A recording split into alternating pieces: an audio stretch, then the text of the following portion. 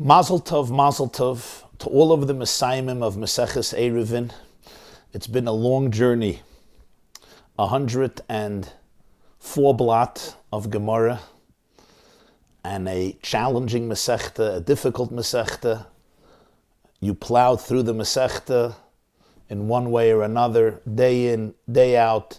Mazel tov to all those who finished Mesechta Eiruvin, to all those who will finish Mesechta Eiruvin, and to all those who will be inspired from the siyum of Mesechta Eiruvin to continue learning Mesechta Psachim and to continue learning and growing in your learning. It's a great moment to be able to celebrate with all of you and all of us. Shachiyanu v'keimanu v'giyanu lizman hazeh, and thank you for joining us for this siyum and Hadran on Mesechta Eiruvin.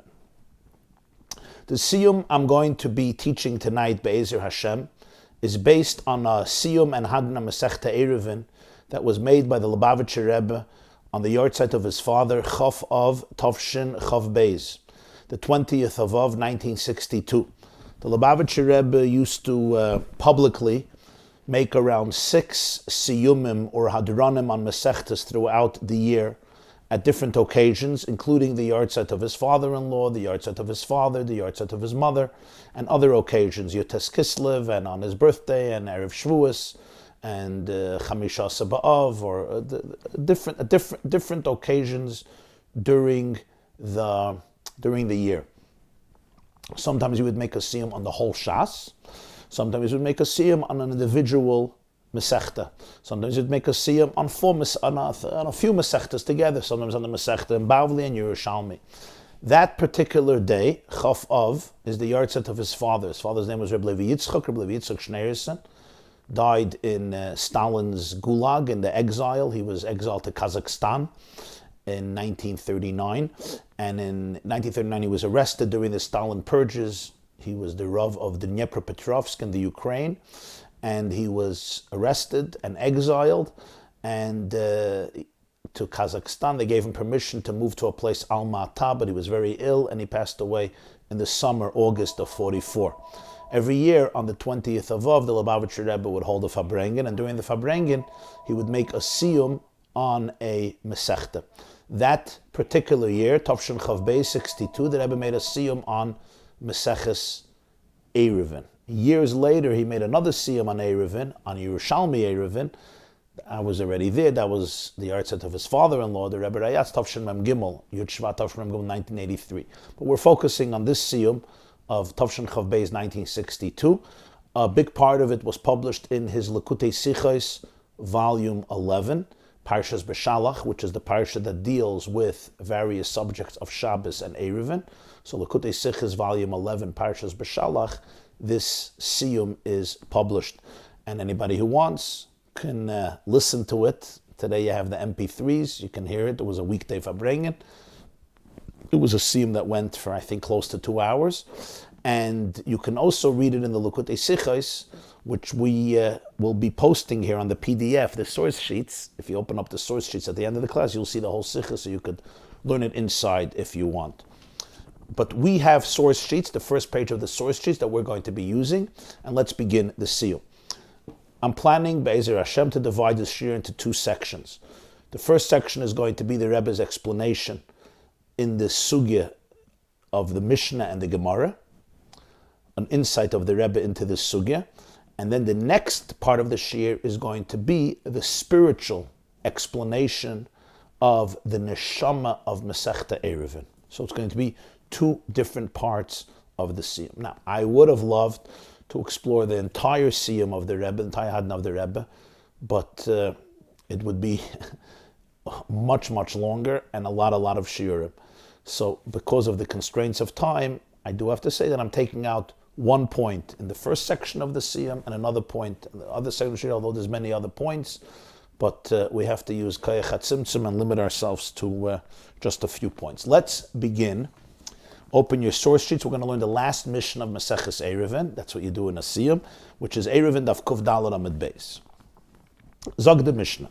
Sheretz shenimtze b'mikdash.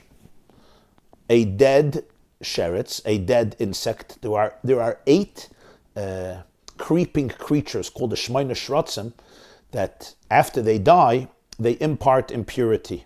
And if I touch it, I become tummy. For example, a dead weasel, a dead mouse, a dead lizard, a dead mole. They're mentioned in Parshas Shmini.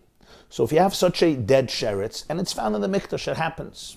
A weasel is dead in the Beis HaMikdash. Now, we're not allowed to have tumah in the Beis HaMikdash. So Mikdash has to be a place of purity.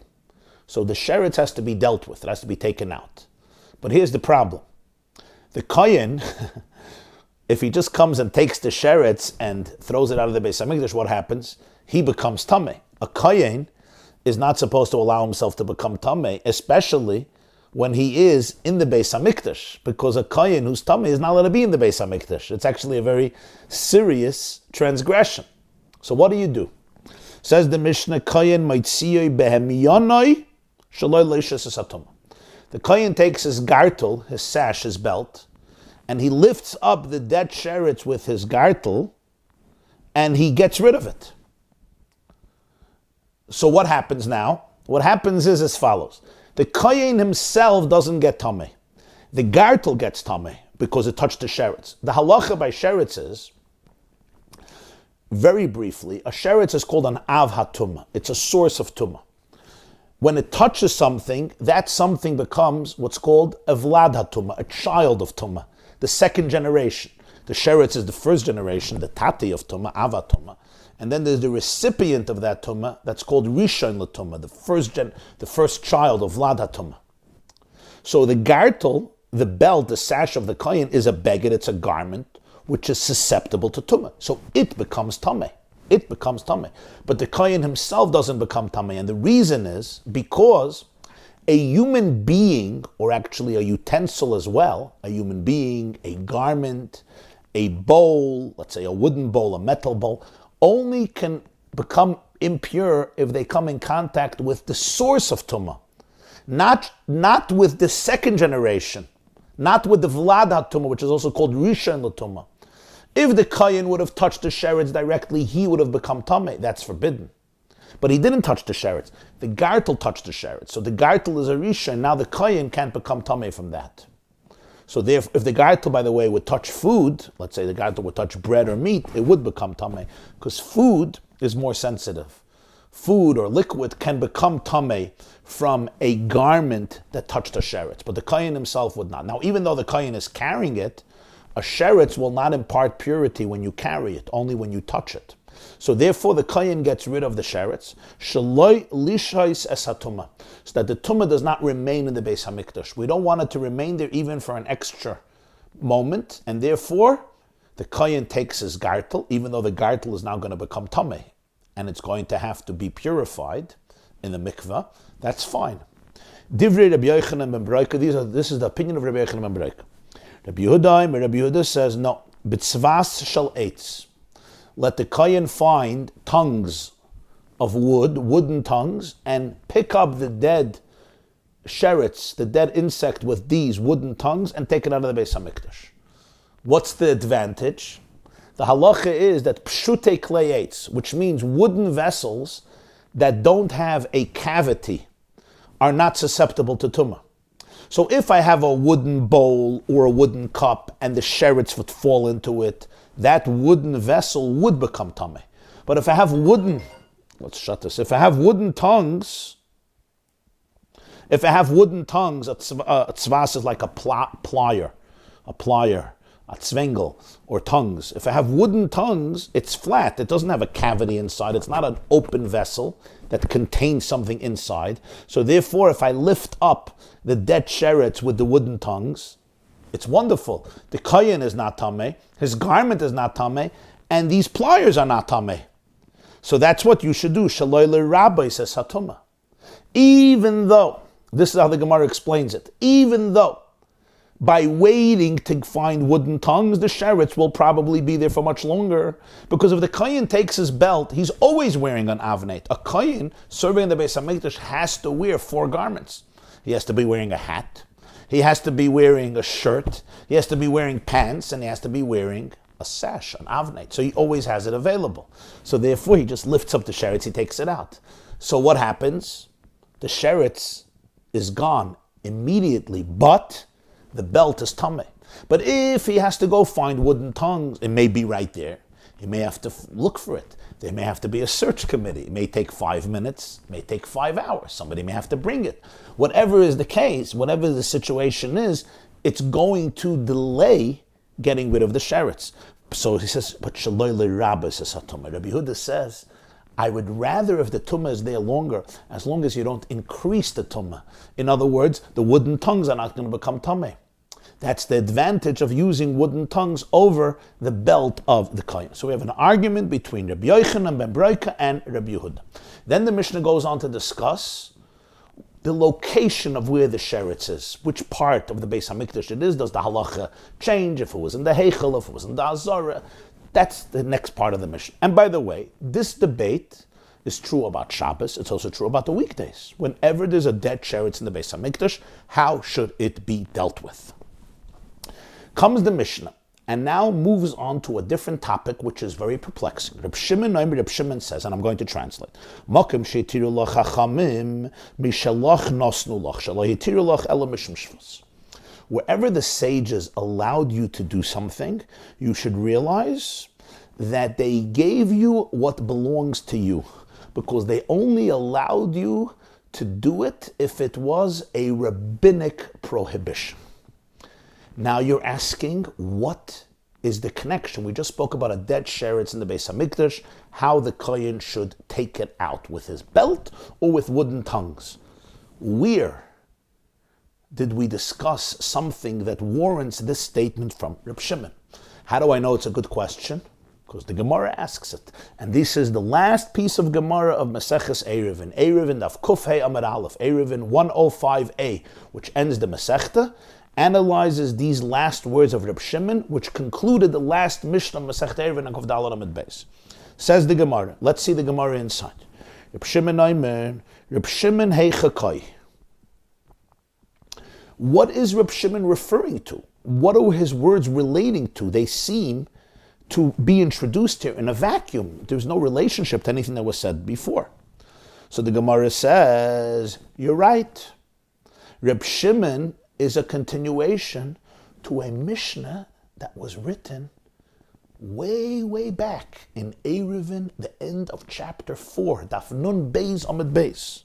And the Mishnah says, Heichakai, Hasam Kai de Tanan. We learned in a Mishnah 6 chapters ago, Mi shehech shechutz l'tchum, afilu ama achas lo yikones. Reb Shimon Omer, afilu chamesh esrei ama yikones, lefei she'ena meshuches b'matzin es amidus b'pnei atoinim. Dika amar Tanakama lo yikones, v'amar le Reb Shimon yikones. So the Gemarah says, let me explain to you, we'll give you context. Earlier in Mesechta Eiruvin, we had a very interesting argument between Tanakama and Reb Shimon. What was the argument? It was a situation of Mi shehech shechutz l'tchum. Let's remember the facts so we can appreciate what the Gemarah is teaching us here. We all know there's something called Chum Shabbos, which is the border of Shabbos. The pasuk says in Beshalach, Al Yetzei ish memkaimai b'yom hashvi. A person should not leave his place, or her place, on the 7th day. Don't leave your place on the 7th day. From here, the Chachamim learned out that there's something called the border of Shabbos, Tchum Shabbos. There's something called your space on Shabbos. This is your space. And I'm not allowed to go out of this space on Shabbos. This is called the border, which I should not be crossing on Shabbos. I can walk till the border, but I should not cross the border on Shabbos. This is called Tchum Shabbos. What is this Tchum Shabbos? So if I am in a town or a village in a city, I could walk throughout the entire city, as large as it is. Plus, I can leave the city and walk in each direction 2,000 amos. 2,000 amos would be, contemporary numbers, it would be between 3,000 and 4,000 feet. Because an amma is approximately 1.5 feet or 2 feet. There's an argument about the exact contemporary measurement. You have Reb Chaim Na, who says an amma is a little more than 18 inches. I think 18.18, a little more than 18 inches is an amma. So it's 1.5 feet, maybe a little more. You have Reb Moshe Feinstein, puts a little higher. You have the Chazon Ish, who says it's almost 2 feet. It's like around 23 inches, 23 plus. So let's say 2,000 amos is between 3,000 and 4,000 feet. So it's on Shabbos. I go to the end of the city, and then I could walk another 2,000 amas, say another 3,000 or 4,000 feet. But that's the Tchum Shabbos. And there were markers. At Kan Tchum Shabbos, there were markers till where's the Tchum Shabbos.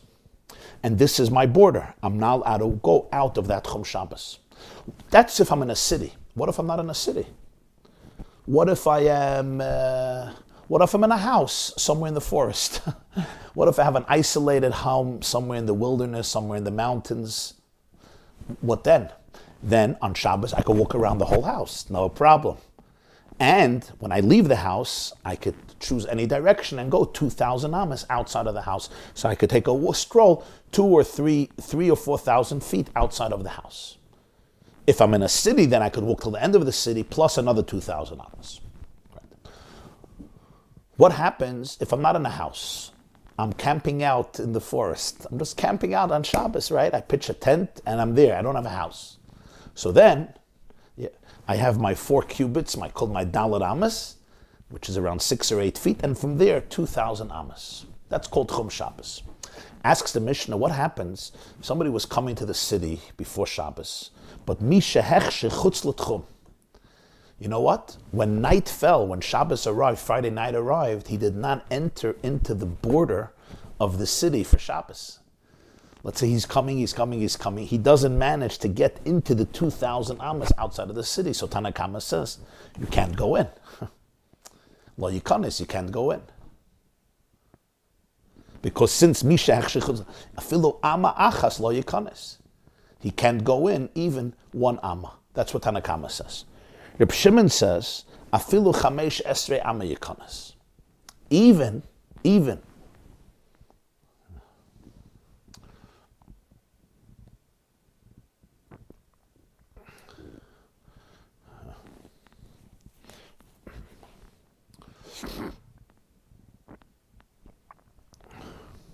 Let me just correct myself. I'll be a little clearer. If a person goes mishach shechutz l'tchum means I decide that I want to be Friday night when Shabbos comes in. What's considered the place from where 2,000 amas begins?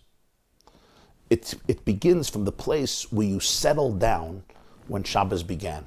Or even if you were not there physically, there's something called Eurivin, you could put your meal there. If you put your meal there, your meal is there, so it's like your presence, you have a presence there, so then from there you could walk 2,000 amas as long as you can get to that place on Shabbos. So it says, Mishehech shechutz l'tchum. If somebody, when Shabbos arrives, they are outside of the border of Shabbos from the city. They're not inside the border. If they're inside the border, wonderful. Then they could walk back wherever they want. But they are outside of the border. They apparently want to walk in the other direction. So Tanakama says, you're outside of the border. Your 2,000 amas begin here. You can't go back. Reb Shimon says something very interesting. Reb Shimon says, even if you walked out of the border 15 amas, which means approximately 30 feet further, almost 30 feet further, you could still go back. You know why? Reb Shimon says, because when they made the markers, they were never accurate.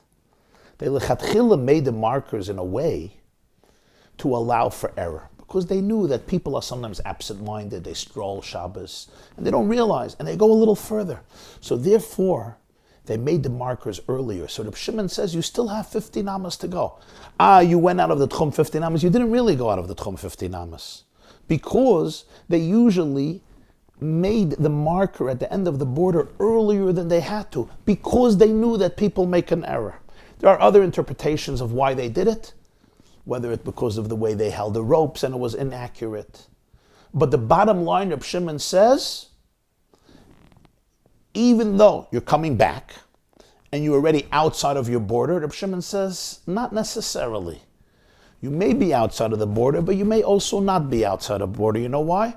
Because the markers are sometimes earlier than they belong. They are not in the accurate place, so therefore, even though you walked further, so you are now 50 amas, or within 50 amas away from the Tchum. Reb Shimon says you can turn around as though you never left the Tchum Shabbos. You're good. That's what Reb Shimon says. Argument between Tanakama and Reb Shimon. Says the Gemarah, that's what he means here. Reb Shimon says, let's see Rashi, Yikones, see? The Mishalach Nosnolach, Shekvar Hu B'Tech Tchumai. That's what Reb Shimon means. Mokim Shetir L'Chacham Mishalach Nosnolach. The Chachamim they allowed you to come back. They were giving you your own space. Mishalach Nosnolach. They were allowing you to come back because you're still in your Tchum. Mishalach Nosnolach. If you really left the Tchum Shabbos, they wouldn't let you come back. But Mishalach Nosnolach. They're giving you this ability to come back. Why? So as Rashi says, Shekvar Hu B'Teich Tchumai. Because you're still in the Tchum. V'hacha asher Reb Shimon l'meisav taimed l'milsa. D'loi teime mekel ani be'isser Shabbos. Ele mishaloi nasati loi. Reb Shimon is saying, why is he saying this? He's saying, don't think I'm being lenient on Shabbos. I'm not being lenient on Shabbos. I believe in Tchum Shabbos. If you left the Tchum, you left the Tchum. You can't go back. You have a different Tchum. My issue is, he never left the Tchum. They made a mistake. The markers are in the wrong place.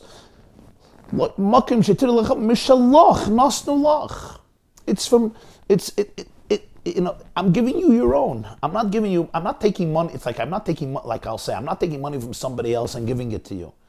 I'm giving you back what you own. It's just yours. I'm letting you come back, right, into the Tchum that you still are in. Mishalach nosnulach. That's what Reb Shimon is saying.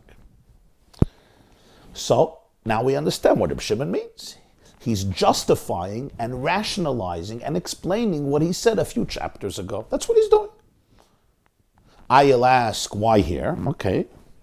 Then the Gemara continues. What's this about? What is this about? Hasimkai. The Kamer Tanakama Koshra, Va'amalei Reb Shimon Oinva, Aniva de Layasil Lechi of Chatas, Sharalei Rabbanon. Kshira Dasil Lechi of Chatas, Lo Sharalei Rabbanon. Earlier, Daf Kuf Beis, there was an argument in Gemarah. Let's say a Ben Levi is playing the harp on Shabbos. In the Beis HaMikdash they had music, symphonies every day. They had vocalists and they had musicians, even on Shabbos. And therefore, a Levi could be playing a harp on Shabbos. And what happens if a chord snaps? Nimas kino shenifsika. It snaps, it breaks. What's the halacha? Tanakama said he's allowed to tie it. He's allowed to tie it even on Shabbos. Reb Shimon said oinva. You're only allowed to make a bow. You can't tie it. You have to make a bow. That's what Reb Shimon says. Koshra, Tanakama, you're allowed to tie it. Some say what Tanakama means is that mamish even allowed to make a permanent knot on Shabbos. That's what Rashi says. Other Rishonim say it doesn't mean a permanent knot. It means you're allowed to make a regular knot, but you have in mind that it's not permanent. And since it's not permanent, so therefore it's not a biblical prohibition. Even though you may forget and leave it as permanent, but they allowed it in the Beis HaMikdash. Reb Shimon says, no knot whatsoever. You make a bow. That's what Reb Shimon says earlier in the Gemara Daf Kuf Beis. So the Gemara says, Ani v'deloi asel lechi of chatas shalolei rabbanon. K'shir asel lechi of chatas lo shalolei rabbanon. Reb Shimon is now again justifying his position. When I make a bow on Shabbos, it could never bring to a biblical prohibition where I'm going to have to bring a carbon chatas. You know why? Because a bow could never be a biblical prohibition. It's not called a knot. But if you let him make a knot, what can happen? He may make a knot, and even if it's an impermanent knot, but what happens if he makes a knot and he leaves it there? So then, it's a biblical prohibition. So therefore the Rabbanan don't allow it. So even though making a bow, according to the Shimon, is also not allowed to, but it's only a rabbinical prohibition. And therefore, the Beis HaMikdash, he says you can do it, because Ein Shvus B'Mikdash. The Beis HaMikdash, they allowed most rabbinical prohibitions. They weren't strict about rabbinic prohibitions. But a knot, a regular knot, not a bow, which can bring you to a biblical prohibition, it can bring you to one. Because even according to Rashi, that you're allowed to do it.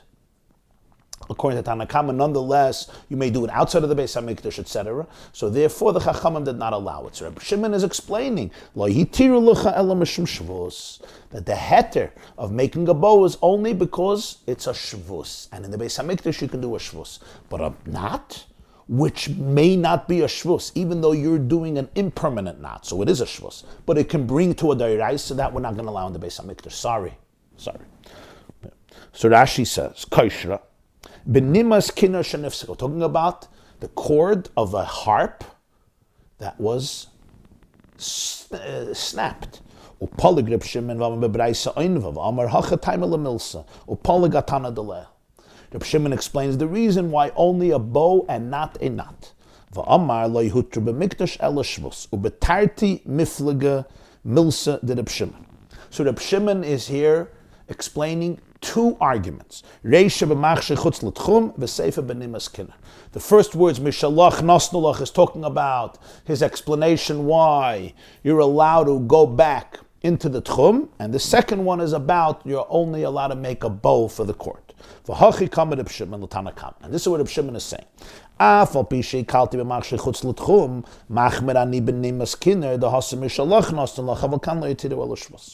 Even though when it comes to leaving the Tchum Shabbos over there, I was Mr. Lenient, because I said that even if you left the Tchum Shabbos, as long as you're within 15 amas from the Tchum Shabbos, you could come back. So I'm lenient.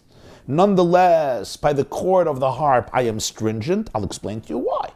Over there, I'm lenient because I told you they made a mistake. They just let him come back to the Tchum because he never left the Tchum. He's still in his Tchum, so it's not a problem. But here, making a knot, that's a very serious issue. It can bring to an Isur, Derais, and a Chi of Chatas. So therefore, don't say, why am I lenient here and stringent here? I'll explain to you. Over there, it's Mishalach Nosalach. It's not a big deal. But over here, Lo Yitirulach Ela Mishmishvus. I only allow a bow because a bow is a rabbinic prohibition. But a knot could be biblical, or it can lead to a biblical prohibition, and therefore, I do not allow it. This concludes the Mesechta Eurivin, the way Rashi explains it. Now, let's try to analyze this for a moment, because there is something very strange here. Reb Shimon suddenly, at the end of the last Mishnah, introduces two statements. One is Mishalach Nosnulach, and one is Mishalach Nosnulach, and the other one is what? That Lo Yitirulach Ela Mishum Shvus. Yeah? Two statements he introduced. The question is, what's the connection between these two statements that Reb Shimon feels that he has to explain why he's stringent by the harp, even though he's lenient by the Tchum Shabbos? They're completely two different halachas. It's not like Reb Shimon is talking about the same topic and he's lenient and then he suddenly becomes stringent, so he has to explain the distinction. One Mishnah is at the end of chapter 4, talking about Tchum Shabbos. This Mishnah here is talking about the harp in the Beis HaMikdash, making a knot. What's the connection between the two? That Reb Shimon suddenly has to remind himself, say, by the way, by the harp I'm stringent, by Tchum Shabbos I'm lenient, because it's a whole different... Maybe Reb Shimon should start discussing every time he's lenient and every time he's stringent in any topic, and then explain why here he's lenient, here he's stringent. We don't have that in Shas. The reason is, it's two different creatures, it's two different realities. And yet Reb Shimon feels over here when he's talking about the Kinner, he has to bring in something from 6 chapters ago because it looks like a contradiction. Why does it look like a contradiction? It's lechatchila two completely different halachas. It's not like he's being lenient and stringent in the same topic, it's completely two different halachas. It's difficult to understand. Very difficult to understand. And that's why he brings something from 6 chapters ago which completely doesn't belong here. And it suddenly appears at the end of a Mishnah about sheretz. Which brings us to another question. How does it come in at the end of this Mishnah? Why is it here at the end of this Mishnah about sheretz? It should be at the end of the Mishnah about the harp. When we spoke about the harp that was interrupted, the Mishnah actually doesn't bring the view of Reb Shimon, but the Braisa brings the view of Reb Shimon. So over there, the Gemarah or the Mishnah or the Braisa could bring what Reb Shimon said. It's a very strange thing. Over there where he speaks about it doesn't bring what Reb Shimon says. Suddenly here we're talking about a sheretz in the Beis HaMikdash completely disconnected to the harp. We suddenly bring what Reb Shimon says. About 6 chapters ago, Erev Tchumen, and then also about the harp in the Beis HaMikdash, which is not even this Mishnah. Tosfos says, the last Tosfos of Mesechta Eurivin, Tosfos says the reason it doesn't say in that Mishnah is because the Gemarah felt, the Mishnah wanted to finish all the halachas connected to the Beis HaMikdash, because these Mishnahs discuss different halachas in the Beis HaMikdash versus outside of the Beis HaMikdash, and then explain what Reb Shimon says, after we finished all the ideas of the Beis HaMikdash. That's what Tosfos says. That's why we wait till the end. But even if that's the case, you didn't want to interrupt the halachas of the Beis HaMikdash, it should have been a separate Mishnah. The fact that it's in this Mishnah with Sheretz seems like it's connected to the Sheretz, but it's not, completely not. It's connected to a previous Mishnah about Nimas Kinner, so it should be in a separate Mishnah. If you don't want to put it over there in that Mishnah where it belongs, put it in a separate Mishnah. The fact that it's in the Mishnah of Sheretz, it seems like it's connected to this Mishnah. If you don't want to put it, if you could put it either in the Mishnah about Tchumen, about Chum Shabbos, or in the Mishnah about Nimas Kinner, yeah, or at least close to them, not in a Mishnah that's completely a different topic. Completely a different topic. There's also another question. Tosfos says that Mishalach Nasnu Lach and Lo Yitiru Lach Ela Mishum Shvuz, the last Tosfos of Mesechta Eurivin. Yeah. Tosfos says that Mishalach Nasnu Lach is actually the same thing. What Reb Shimon is saying, the reason I'm lenient by Eurivin is the reason I'm stringent by Nimas Kinner. Because basically the rabbis only allow things that are prohibited by the rabbis. In the words of Tosfos, Hasam lav kuluhu ela mishalach nostalach v'gam kan le nostalach ela mishalach dainu anivid avadavar amuter. The rabbis are not being lenient. It's mishalach nostalach. You're in the Tchum Shabbos. They let you be in the Tchum Shabbos. And here also, they let you do a bow because a bow is not biblically prohibited. In other words, it's the same point. I'm lenient here and I'm stringent here for the very same reason, because the rabbis allow you to do things that are not problematic biblically. If that's the case, according to Tosfos, why does Reb Shimon repeat this idea in two different statements and in two different sentences and in a completely different way? He could have just said, Makim sheitiru lechachamim mishalach nosnolach, and that's it. Because that explains both halachas, the halachas of Tchumen and the halachas of the cord of the kinner that was snapped. Why does Reb Shimon have to add Shelo yitiru lecha ela mishum shvus? What was the wrong with the first statement? Makim sheitiru lecha chachamim mishalach nosnolach. Especially the Mishnah, we know the Rambam says, is always brief and concise.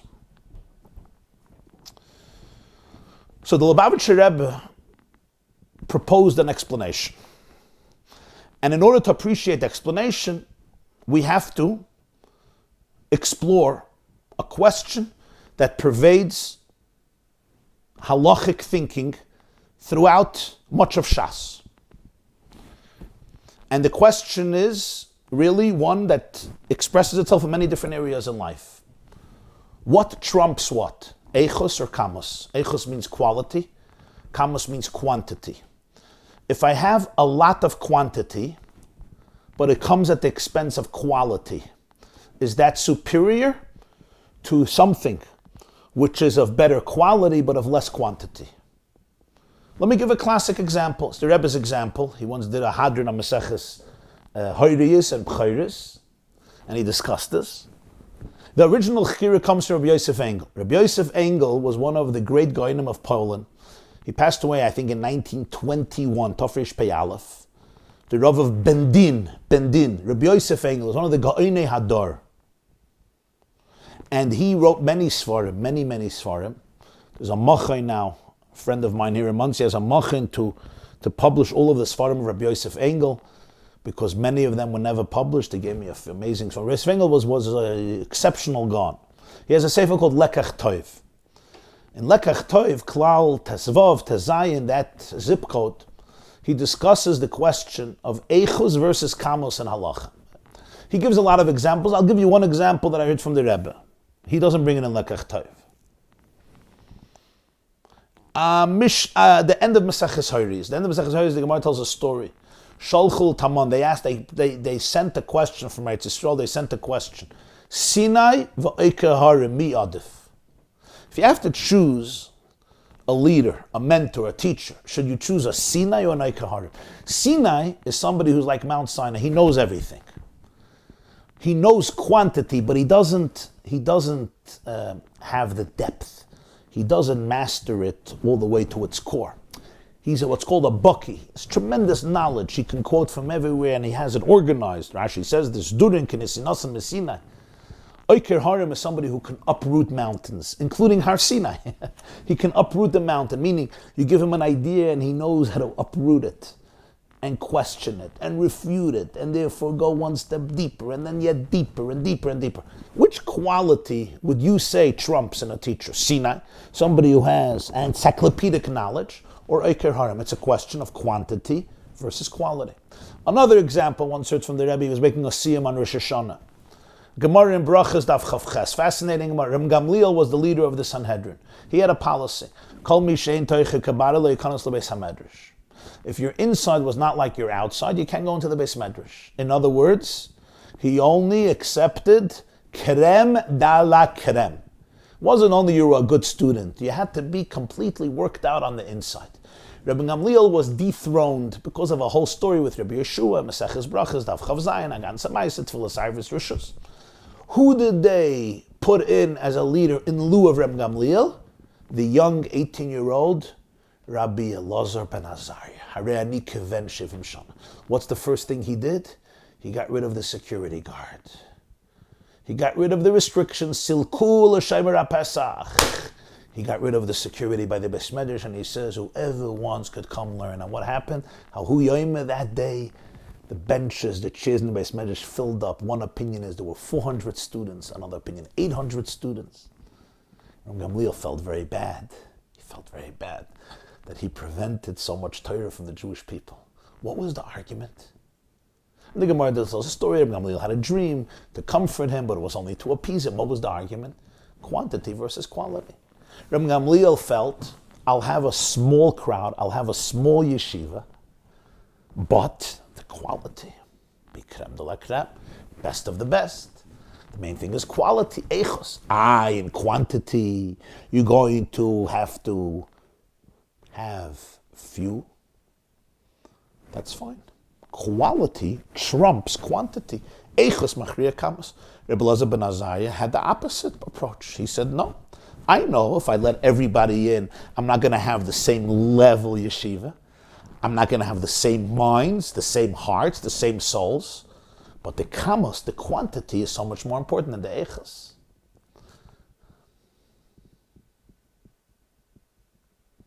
Let's change the subject. Aran, Rabbeinu Nissen, Mesechta Yuma. Rabbeinu Nissen, Mesechta Yuma. And it's discussed in Shulchan Aruch, Hilchos Shabbos, Erech Chaim, Shin Chav Ches. Fascinating question. Somebody is deathly ill. The person needs meat. They need to meat. So the doctor's orders. The problem is the only meat that's available is, let's say, horse meat or non-kosher meat. So here's the option. You can give him to eat the meat. It's pikuach nefesh. You're allowed to eat treif.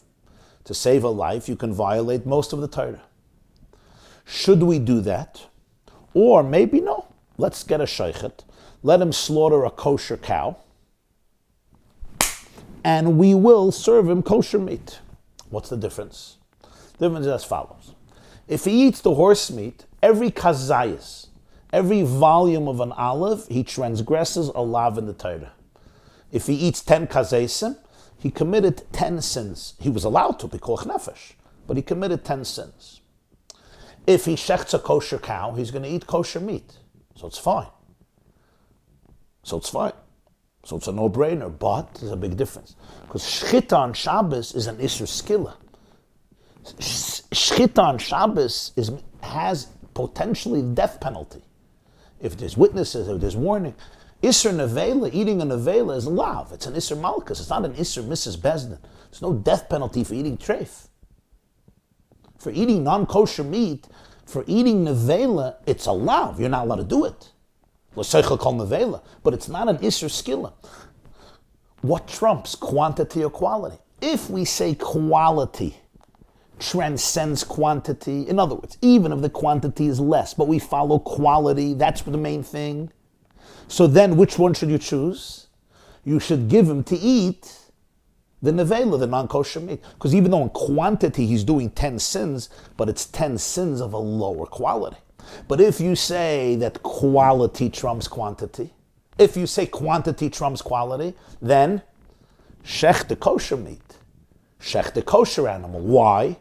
Because even though it's an isser of Mrs. Besdin, but it's one isser. It's only one. True, it's a much more stringent isser. The quality of the isser is much more stringent. The eichos is much more intense, but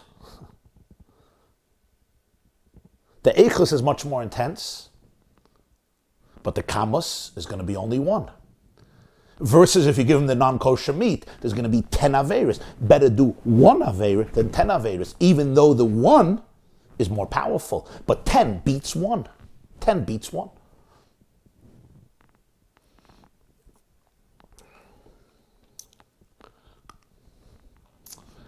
There's a question that's brought in Sfarim. Interesting question. Avram Avinu tells Sarah, tell them you're my sister. Why?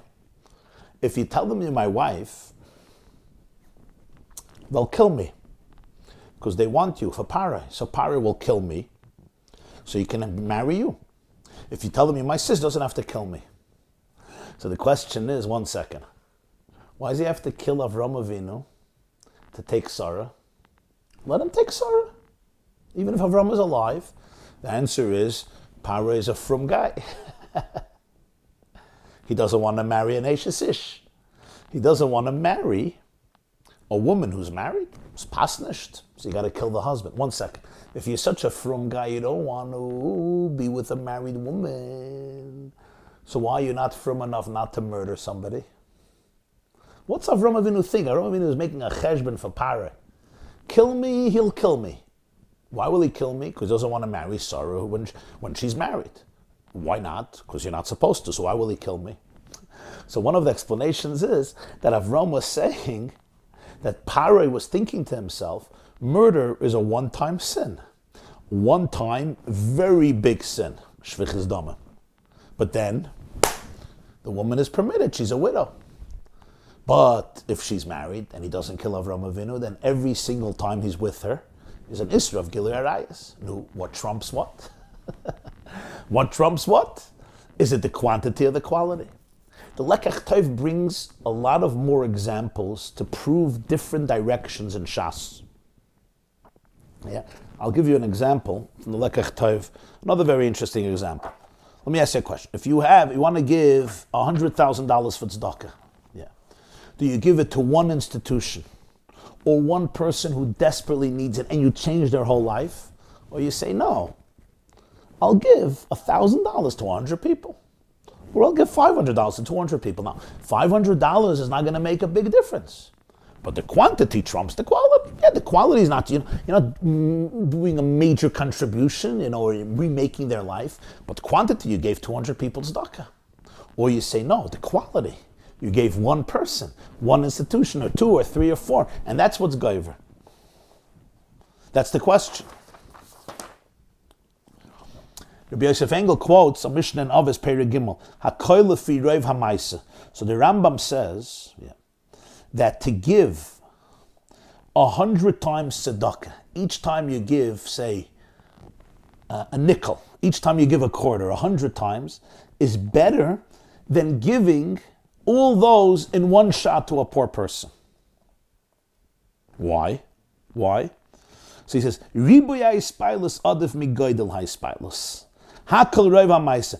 Doing a good thing many, many times, you gave tzedakah 100 distinct times, is greater than giving one big time tzedakah, even though you're giving much more. He says, you see, quantity is more powerful than quality. There's a question today in psychology, they talk about trauma a lot. Yeah. There's a trauma, a person has something in their life that is traumatic. They could look at it and say, this was a traumatic event. It was a dramatically traumatic event. But sometimes a different type of trauma. And that is kamos, not echos. If you identify it, nothing happened. But it happened over and over and over. day in, day out, week after week, month after month. Which one is more powerful? It's not so clear. They used to think there's an identifiable trauma that this person endured. Obviously, there's a serious situation. But today they're realizing that's not the case. Yes, that is the case. But sometimes, that little bit of trauma that's accumulated, the cumulative power of quantity, even though it's not quality. If you pluck out each one in a vacuum, it doesn't seem so dramatic. But the cumulative effect, one and another and another and another, makes a dent. Like Rabbi Akiva speaks about, right? He saw the drops of water, and after years and years and years, it made that dent in the rock. Was it a big rush of water? Was it a ferocious flood of water? No. But it's the cumulative power of quantity, of kamos. I'll give you another very interesting example, and then we'll move on. Hoyri is Daf Yud Gimel Amud Aleph, also from Rabbi Yosef Engel. Seiras Yachid Koidemes Lekifsas Yachid. If you have an individual did an Aveira, he has to bring a carbon chatos. Aveira b'sheiv, bring a carbon chatos. What does he bring? He could bring either a female sheep or a female goat, a kifsa or a sira. So the Hoyri Yisud Gimel tells us you have two karbanas, two people bring. One brought a female goat for a carbon chatas, the other one a female sheep. The goat comes first. Asks the Gemarah, the Braisa says, no. The sheep comes first, the female sheep comes first, the ewe comes first. So Abaye says, it's an argument. It's machloikas tanoim, and I'll explain to you why. Mar sovar seira adifa shekenis rapsa eitzel akum b'yachid. The first Tana holds a female goat is superior and therefore gets precedence. You know why? Because when somebody worships idolatry inadvertently, they have to bring a female goat, not a sheep. So we see from here that a female goat has more greater spiritual power for atonement. All other sins that you do inadvertently and they have to bring a chatos, you can bring a goat or a sheep. But by Avodah Zarah, which is considered the cardinal sin of Judaism, there you gotta bring a goat.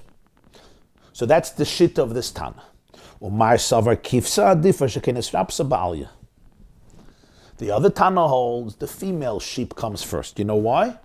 Because by a sheep, the halacha is that even the aliyah, the fatty tail, is also offered on the altar and it's consumed in the flames. By a goat, you don't put the tail. The tail doesn't go on the mizbeach. What's the argument? Says the Lekach Toiv. This is the argument. By a sheep, the mizbeach eats up much more of the animal because there's a fatty tail besides the other fat that you offer on the mizbeach. So he says, when you're looking at quality, the sheep's quality is greater than the goat's quality is greater than the sheep. Why? Because there's something about the goat that has a spiritual power that the sheep doesn't have. And I'll prove it to you. Even for the sin of idolatry, it can atone. The sheep can't. Sheep can atone for lighter sins. But for the serious heavyweights, for Avodah Zarah, you need a goat. This means that in Eichos, the goat has a prominence, it has a chshivas, it has a spiritual significance to it that the sheep doesn't have. Therefore, if you look at Eichos, the goat trumps, so the goat comes first. But if you look at Kamos, the carbon that's going to Hashem, where is there more of a carbon? So the sheep and the goat may be more or less same in size, but by the sheep, you bring more onto the mizbeach. So in terms of quantity, the sheep is a bigger carbon than the goat. So therefore, he holds that the sheep comes first. The words of the Lekach Tov, Hakivsa yesh lamaylis ribuy hakamos sham mizbeach oichel mimena yoyser mashoichel menasira gamal yasa kreva. On the other hand, seira yesh lamayla echusis al kivsa. By a shayga of the Zara, the keves doesn't have the koyach for kapara. Rak hasi'ira levada hi de mechaperes. V'arezu plukta b'svaras haran hanal iribui hakamos machriyas eichos. This is the same machlokas what we spoke before from the Ran. The question, if we serve the chayla on a vela, even though there's many isurim because the isur is less and eichos is machriya kamos, or better, we serve what? We serve the kosher cow, because kamos is machriya eichos. Numbers matter. In fact, the halacha in Shulchan Aruch is that you shech the kosher cow. Instead of feeding the horse meat, you shech the kosher, even though shchita is an isur skilla, but you shech that. So it's a proof from there that what? That kamos machriya eichos. And that's why you don't want chilul Shabbos in kamos, you would rather chilul Shabbos in eichos. It's not mamash a clear raya because the Rishonim give other reasons why. Famous reason, because a Jew, he may get disgusted from non-kosher meat, a Jew gets disgusted from non-kosher meat. And other reasons, there's the reason from that, the reason from the Rosh, there's another reason from the Eurivin. It's discussed in Shulchan Aruch Harav in Siman Shin Chof Ches, in Hilchos Shabbos. Two ways of looking at things, kamos and eichos. What's machriya? What's machriya in life, kamos or eichos? And as the Lekech Toiv said, Rabbi Engel says, you see in Shas, different ways, different perspectives. When it comes to Sinai and Kaharim, the answer was Sinai Adif. The Baki is Adif. Rabbi Elazar ben Azariah, the verdict was like him. Let all the Talmidim into the Beis Medrash. So over there you see constantly that kamos is machriya eichos. You see here by the sheep and the goat that there's different perspectives. Hakol afi reiva ma'aseh, the Rambam. You see again that kamos has a power over eichos. If this is the case, says the Rebbe, let's come back to our Mishnah. Our Mishnah, the last Mishnah of Mesechta Eurivin, has something so perplexing. The Mishnah speaks about a sheretz, and then suddenly it diverts and goes off to Reb Shimon, and at first glance, the theme of Reb Shimon is completely disconnected. Unless we take it one step deeper. What's the argument between Rabbi Yochanan ben Broike and Rabbi Yehuda about the sheretz? What's the difference if I take it out with my belt or I take it out with my wooden tongues? So the Gemarah explains, if I take it out with my belt, the tumah was removed immediately, but it grew. From being located in the sheretz, it now traveled also to my gartel. So now you have the sheretz's tumah now impacted the outside world in an intense way. The tumah has grown. If I take it out with wooden tongues, the tumah may have remained much longer in the Beis HaMikdash, maybe another 10 minutes, maybe another half an hour, maybe another 2 hours, depends when you found the wooden tongues, because they were not necessarily available. However, the tumah did not grow, because the wooden tongues are not makabel tumah. What's the logic of that machlek? Rabbi Yochanan ben Broike says the main thing is loy lahashes es hatuma. Rabbi Yehuda says the main thing is loy laharbos es hatuma. What's the argument? Stam an argument? No. This is a general principle that pervaded their perspectives. What is more important in the world of halacha? Kamos or eichos? Rabbi Yochanan ben Broike says the main thing is shaloi lahashes es hatuma. The fact that the tumah grows, the tumah goes beyond itself, the tumah blossoms, it affects also the avneit, which is also tameh. Yes, we would have preferred that not to have that. But better to have that than to keep the tumah longer in the Beis HaMikdash. Because even though the tumah is not going to grow, but nonetheless, the fact that it's going to remain for another 10 minutes, 20 minutes, 30 minutes in the Beis HaMikdash is much less desirable. Kamos is machriya eichos. That's the opinion of Rabbi Yochanan ben Broike. Rabbi Yehuda has a different opinion. Rabbi Yehuda says, no, I don't agree. Eichos is machriya kamos. Even if you can get rid of the tumah right away. But how are you going to get rid of the tumah right away? By making the tumah grow. The tumah is going to grow. It's going to be zich mispashet. It's going to have a hashpah. It's going to create something else that's tameh. And therefore, rather let the tumah remain longer in the Beis HaMikdash, even though that means in kamos and quantity, the tumah remains, instead of 5 minutes, it remains for 20 minutes. But it's much better to have that and use wooden tongues than to get rid of the tumah immediately but have the tumah grow. So we have here two perspectives. One shitta is kamos machriya eichos, and one shitta is eichos machriya kamos. If this is the case, now we'll understand very well the connection to Reb Shimon. Let's talk about the cord of a kinnor, of a harp, that was snapped. I'm a Levi, I'm a Ben Levi, I'm playing the harp on Shabbos, and the cord breaks, it snaps. What happens now? Tanakama says, tie it. It snapped, tie it back. Don't make a knot, a good knot. Of course, don't have in mind that this should be a permanent knot forever, because then it's a biblical violation. But make a knot. Maybe you're going to leave it there because it's good already. Nobody will bother fixing it and it's going to remain permanent. Okay, but you're allowed to do it in the Beis HaMikdash. As I told you, Rashi even holds you're allowed to make a biblical knot, a permanent knot in the Beis HaMikdash. Koshra. Reb Shimon says no, make a bow. Reb Shimon holds a bow is forbidden. He says it's a shvus. You're right, but in the Beis HaMikdash, I'm letting you make a bow. A bow is not biblical. It can't be biblical, even if you have in mind that you want to leave it there permanently. It can't be biblical because by definition, a bow is an impermanent knot. It's not something that endures for eternity. It's not a kesher shel kayama. If you remember, the end of Mesechta Shabbos is all about this. Poikekin or moededin v'koshim b'Shabbos. We did the siyum on Shabbos at length. Kesher, what a kesher is. It's not a kesher shel kayama. So Reb Shimon says it's fine. Now, let's think about this in terms of kamos and eichos. There's an advantage in making a knot. There's an advantage in making a bow. What's the advantage in making a knot, and what's the disadvantage in making a knot? What's the advantage in making a bow? What's the disadvantage in making a bow? Let's think about this. The problem in making a knot is there's a very big disadvantage. It can bring l'dei chiyuv chatas. If I make a knot, it's very possible that the Levi who's knotting it makes a good and tight knot, like let's say a double knot or a triple knot, so it holds very tight. And you know what? If he decides that this is a good knot, let it stay there. This is a biblical kesher. That's a very serious isser. It's one of the avos malachis. It's an isser skilla. It's a chiyuv chatas. So it's a very serious type of isser, if he does it that way.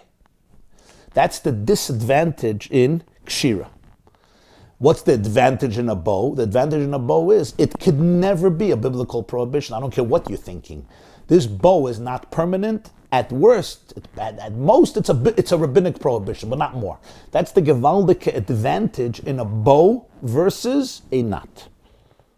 But 1 second. Let's think for a moment from the other perspective. Is there a disadvantage in a bow versus a knot? Yes, there is a disadvantage in a bow versus a knot, and I'll tell you why. A knot holds. That's why it could be permanent. So once this Levi ties this knot on Shabbos, right? Shabbos morning, it's going to stay. It's a good knot. It's going to stay. Let's hope that Mitzvah Shabbos, he'll undo it, so it shouldn't be a permanent knot. But it's going to stay. A bow, why is a bow only rabbinic at best, according to the Shimon? Some say it's not, but according to the Shimon, why is a bow rabbinic? Why? Why can't it be biblical? The answer is because it's completely not permanent. Sooner or later, it's going to be undone. It's not going to last. If that's the case, it's very likely, or at least there's a very strong possibility that on Shabbos it's going to be undone and you're going to have to do the bow again. And it may happen again. And it may happen again. So here we have the same question. What wins? What's more important, kamos or eichos? If we look at eichos as more important than kamos, so then I say, you know what? I don't care if you make 10 bows on Shabbos, but it's rabbinics. It's rabbinics. It's 10 bows. I don't care. Yes, it's 10 versus 1 knot, but come on, how could you compare? It's apples versus Mount Everest. You can't compare it. Not apples and oranges. So therefore, make 10 bows. Or you say, no. A bow is a rabbinic prohibition. Better make 1 knot, even though making a knot in quality is more problematic than making a bow, because it could bring l'dei chiyuv chatas, but it's a one-time act. Get it over with, and you're done. In quality, it's more serious, or it could be more serious. A bow can't get that serious. True, but maybe 10 bows versus one knot. The knot should win because kamos is more important than eichos, or is eichos more important than kamos? So the same question we had by the sheretz, we have by the nimas kinner, kamos or eichos. Now, let's go to the Tchum Shabbos. It's exactly the same question. Let's understand this. Chazal tell us, and it's brought in Shulchan Aruch, in Hilchos Eurivin, mitzvah lachze beinacher v'chatzeres beinacher shetufim mevoyos. Simen Shin Sadek Hey in Torah and Shulchan Aruch. It's a mitzvah to make an erev chatzeres. It's a mitzvah to make a shetufim mevoyos. It's a mitzvah to allow people to carry in more places. Why? So the Mefarshim explained the Prisha, the Beis Yosef. It's part of Einig Shabbos. I could take a walk in the courtyard. I can go eat by a neighbor. We can eat together outside. It's part of Einig Shabbos. When somebody left town, it comes Shabbos, and they're outside of the Tchum. They're outside of the Tchum. We all understand this is going to compromise their Einig Shabbos because they can't be in the city. They can't be at home. They can't be in anybody else's home. Mitzad Einig Shabbos, the place to be on Shabbos is in the border of the city, the Tchum Ha'ir, so that you could go walk around in the whole city, in the whole village. You can even go 2,000 amas from each direction outside of the city. On the other hand, if Friday night you made your Tchum outside of the border of the city, and now you have 2,000 amas in one direction, you're extremely limited. You're limited where you can go, what you can, even if you have a meal. I'm not talking about if you're going to starve, even if you have a meal. But you can't compare a bed, a couch, company, shul, a shir, family. You can't compare it. You can't compare. If we say you have to make a Eurivin chatzeres because of Einig, it's a mitzvah to make a Eurivin chatzeres. It doesn't mean it's an obligation. It's no obligation. But it's a mitzvah, meaning it's a very good thing to do. It's something that's highly, highly encouraged by Chazal. Why? Even though you have a house, you don't have to eat outside with your neighbor, but it increases the Einig Shabbos. Certainly you understand that if you don't even have a house, you're outside in the wilderness, certainly it's not an Einig Shabbos like being in the Tchum Shabbos. So somebody who left the Tchum, if he can get back into the Tchum Shabbos, there's actually an element of a mitzvah here. It's the right thing to do. It's not just permission. It's the right thing to do. Because if you're not going to go back into the Tchum of Shabbos, your Einig Shabbos will be seriously compromised, if not significantly obliterated. If so, comes Reb Shimon and says, Kamos trumps Eichos.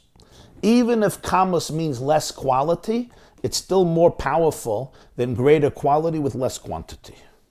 Reb Shimon says, if you went out of the Tchum Shabbos, even though there's a serious issue here, and the issue here is if you go back in, you may be violating the problem of Tchum Shabbos. Because even though Reb Shimon said that the marker is not accurate, but as the Mefarshim explained, it may be accurate, it may not be accurate. It may be accurate, it's till 14 amas, till 13 amas, till 12 amas. In other words, we're not sure. You may be violating the problem of Tchum Shabbos.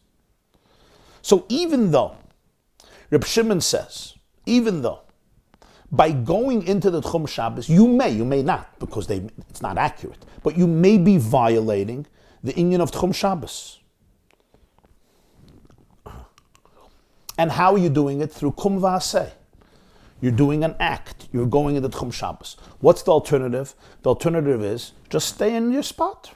Stay in your spot, sleep there. You'll have a lot of time to think. Maybe if you brought a book, so you also have a book to read or a sefer to learn, maybe you can finish Mesechta Eurivin there. But you're not going to be doing an active thing. You'll be passive. So what should trump what? I would say let him stay. That's what Tanakama says. Tanakama says he's there, let him be there. Don't bring him back into the Tchum.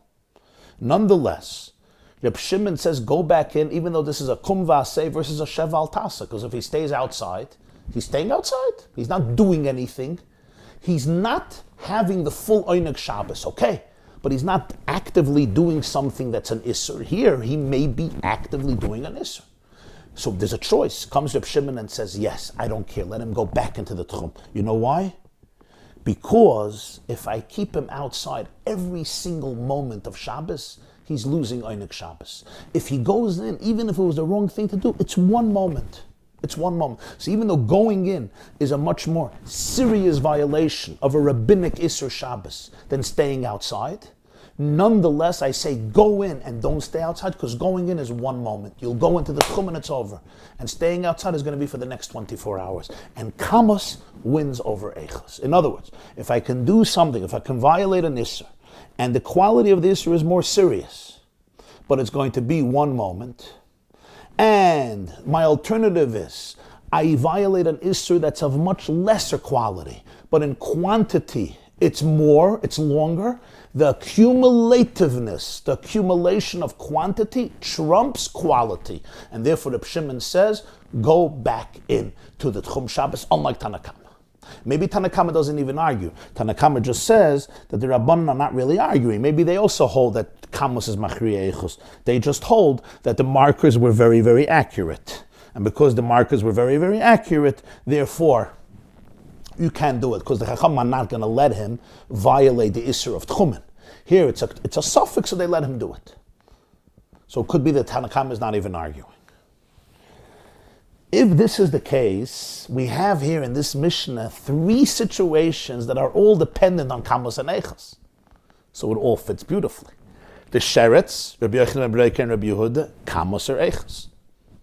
Tchumen, Kamos or Eichos. If you say Eichos wins, Eichos is more important, let him stay outside. Reb Shimon says Kamos is more important, he should go inside. Because if he stays outside, every moment is a bittul of Einik Shabbos. If he goes in, one moment of Isser Tchum, perhaps. So Kamos wins Eichos. In the case of Nimas Kinder, same question. If Eichos wins Kamos, if Eichos is more important than Kamos, then what do you say? Do Aniva, don't do Kshira. If Kamos is more important than Eichos, I would rather you do a Kshira, even though it could be more stringent, rather than doing Aniva, Aniva, Aniva, Aniva. So in all 3 situations in this Mishnah, we have this question of Kamos versus Eichos. So it's not those disjointed issues that Mishnah suddenly starts talking about Chumin and Nimas Kina. It's disconnected to the Sheretz. It's connected to this theme. But for this, we have to go to the Pnimius of the Machlaikas. If we look at the argument from a superficial point of view, it's Sheretz, it's Chumin, it's Kinas Nimmer. If we look at the Machlaikas from a deeper thematic point of view, it's a Machlaikas about Kamos versus Eichos. So therefore, it's clear that the Mishnah has a joint theme. But now we have a big problem. What's the problem? If Reb Shimon holds that Kamos trumps Eichos, and that's why you shouldn't stay outside, like Tanakama, you should go back into the Tchum Shabbos, then what should he hold by the harp? By the harp, he should have the same svara. That what? You should do the Kshira, not the Aniva. Because Kamos is more important than Eichos. Let him do one Isur Kshira rather than many Isurei Aniva. This is now the problem. So Reb Shimon comes and tells you, and explains to you what he's thinking. So now we'll understand the connection of these 2 statements and why he has to say 2 different statements and why it comes into this Mishnah and why one is connected to the other one even though it's 6 chapters earlier. Because it's not about Chum Shabbos and Nimas Kinner. It's about Kamos and Eichos. So once you get a bird's eye view of Torah and you start seeing the inner theme, then I don't care if it's 6 chapters ago. I have to talk about it here because I have a serious contradiction. Nimas Kinner is contradicting Eruv Tchumen, even though it's 2 separate halachas. It's not just here I was stringent, here I was lenient. There's a lot of Mishnahs where Rebbe Shimon is stringent in one area, in another area. Here it's the same issue, Kamos and Eichos, and he's contradicting himself. In one situation, he's doing Kamos versus Eichos. Kamos wins over Eichos by Tchumen, and by Nimas Kinner, Eichos wins over Kamos. It's not fair. This is already a problem. This is a problem. You're typhus. The Chevra typhus. So the Shimon has to explain. So what does he explain? So he says, the Shimon says,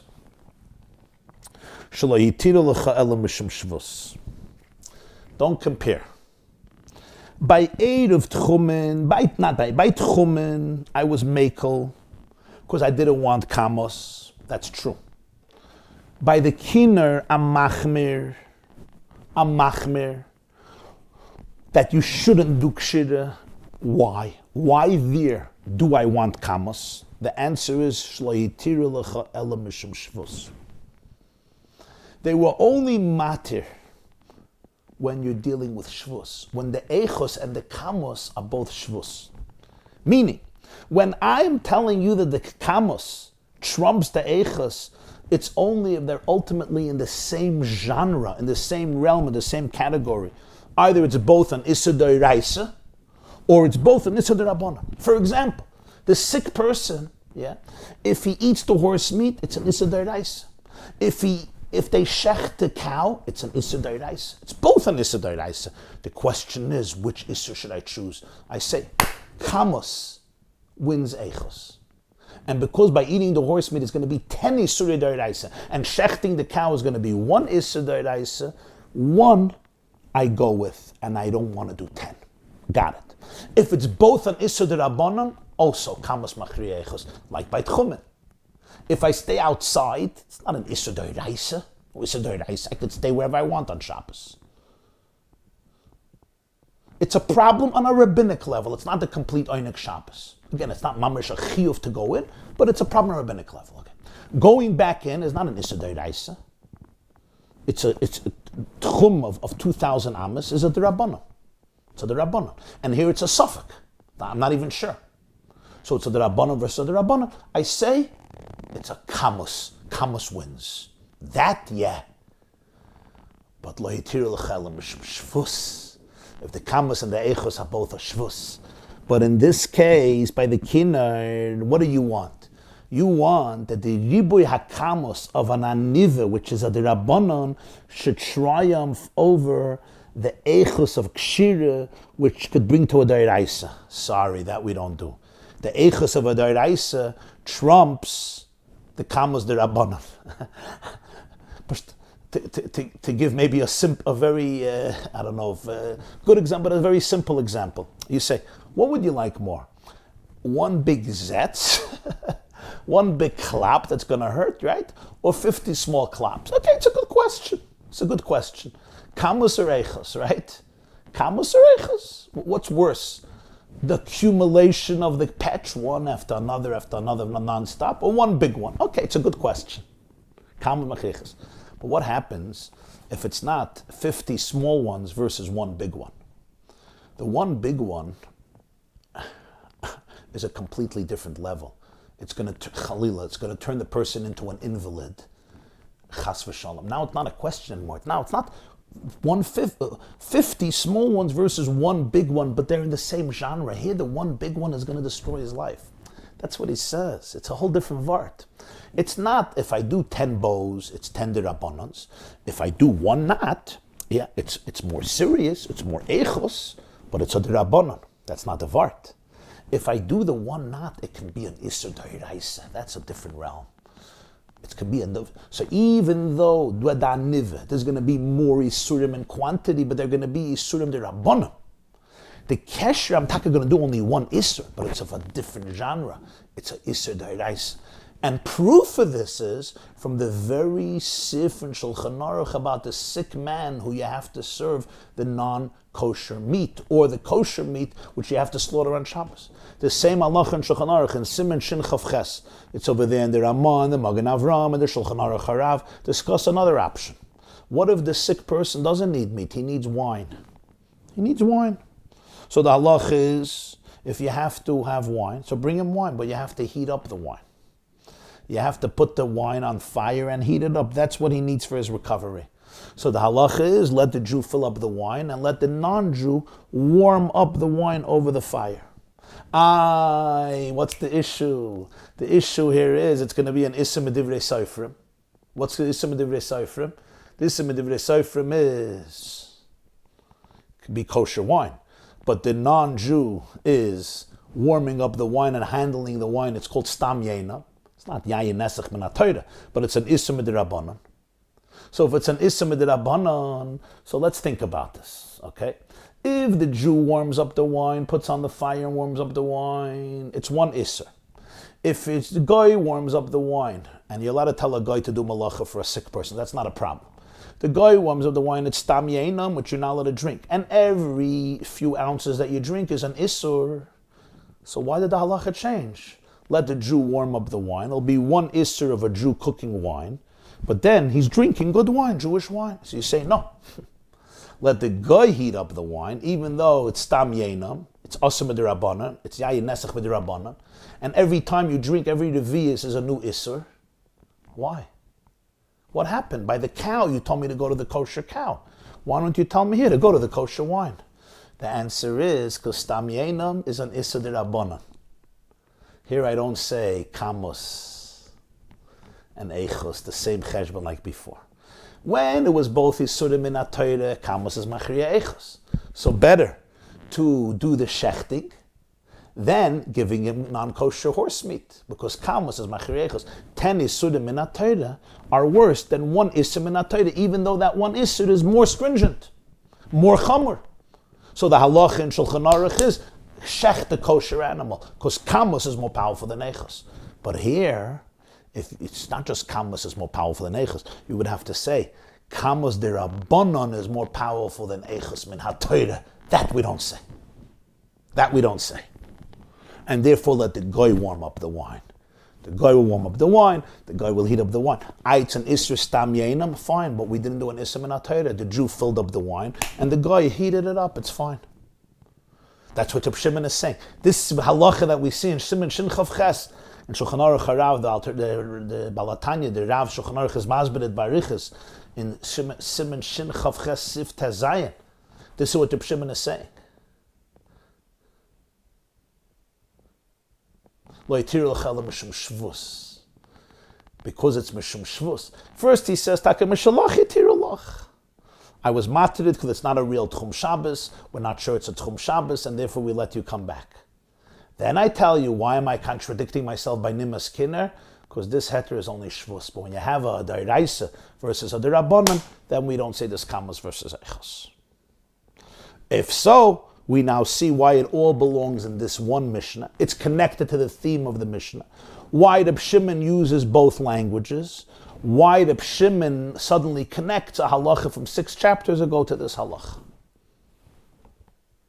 At Kan, the first part of the explanation of how the Lubavitcher Rebbe explained, it's one point, this was one point, a few minutes of the siyum, of explaining this Nakud in the Mishnah. Now we have to go over to the whole next section of the siyum on Eurivin, which is going to deal with the more hashkafic, spiritual, psychological dimension of Eurivin.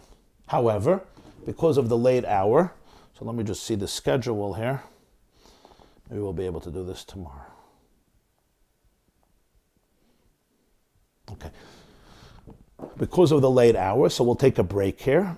And Be'ezra Hashem, tomorrow Monday, Bli Neder, 9:30 p.m., we will continue the second half of the siyum on Eurivin. Again, we're going to be dealing with the hashkafa components of Mesechta Eurivin. And I hope that you'll come back. I'm looking forward to have all of you back, or at least many of you back. I'll take a few questions. I'll also announce tomorrow morning, 7:30 a.m., we're going to learn a maimer from the Baal HaTanya on Parshas Vayetzei.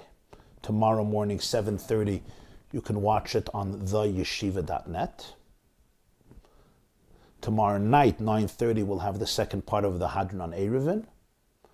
Tuesday morning, 9:45 a.m., we have our weekly class on the Parsha. We call it the weekly women's class on Parshas Vayetzei, even though with the technology, I guess everybody could watch it. That's also going to be here on the yeshiva.net. And Wednesday night, 7 o'clock, we have a lecture with the community of Palm Beach entitled Thanksgiving and the Jews and Corona. You can also watch it here on the website. Thursday morning, 7:30, we will continue the Maimer of the Balatanya, 7:30 a.m. Let me take some questions.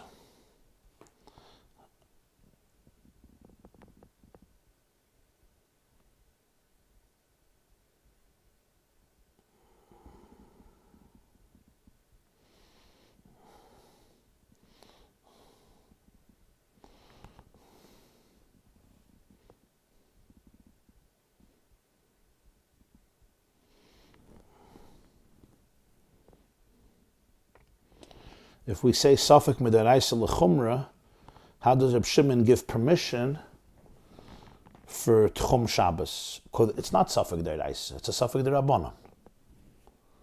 It's a Safek Derabanan, yeah. What's the halach? Is Kamos Machriya Eichos, or is Eichos Machriya Kamos? We see different shittas in Shas. Sometimes we say this, sometimes we say this. I think that there are many sources. I think in quantity there are more sources that Kamos is Machriya Eichos than Eichos is Machriya Kamos. I think in quantity at least, there's more sources that Kamos is Machriya Eichos. And we see in different places that that's what they accepted. But of course we say about this Elu Velu Divrei Elokim Chaim, like we see by the Sheretz here. There's two shittas in the Sheretz. There's two ways of looking at it. And I think in life we have both aspects. Is it better? Is it better to do it fast and save time, lesser quality, or let it take longer, but the quality will be better? So generally we say perfection is the enemy of progress. Get it out there. Some people are perfectionists, they'll wait 20 years, they'll wait 40 years, but they want the eichos. And there's certainly a mahalach there.